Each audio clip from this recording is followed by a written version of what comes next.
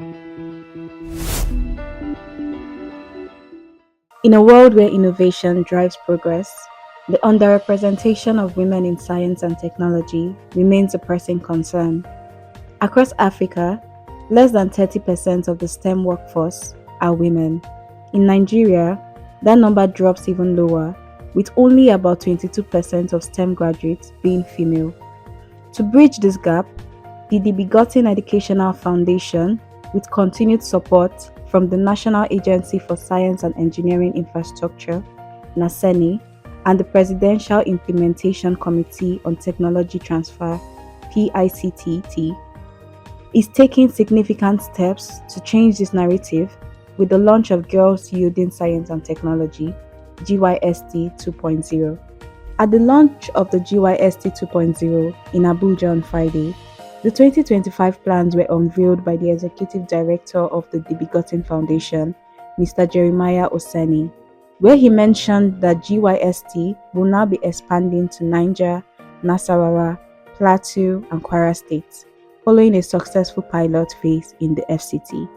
We had another school from Gogolada, GSS Gogolada, that invented a mechanized, a solar-powered, Android-controlled agricultural farming system that could spray, it can plant, it can dig ridges and all of that. To mention but a few. So this time around, we thought, okay, if we could do this just in the FCT, let's take it wider, to the entire north central region of Nigeria. But however, in the north central, we have selected 4 states: Kwara State, we're going to be working now in Kwara State, in Niger State, in Plateau State, and of course in Nasarawa.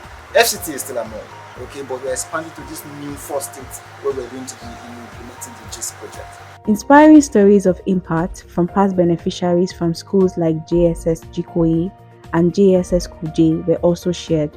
These narratives underscore the transformative power of equipping girls with the tools to shape their futures and, by extension, the future of Africa.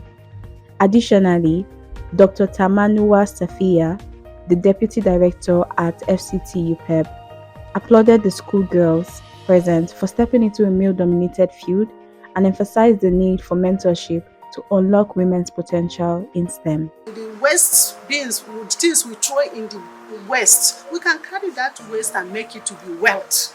So these girls need to be encouraged to venture into this because their ideas, their thinking, whatever they do, if they could be channeled into the right direction, it becomes their superpower because they can explore, they can go into the world and do great and marvelous things, just like the great women we have seen of past that have ventured into that. This is more than a project.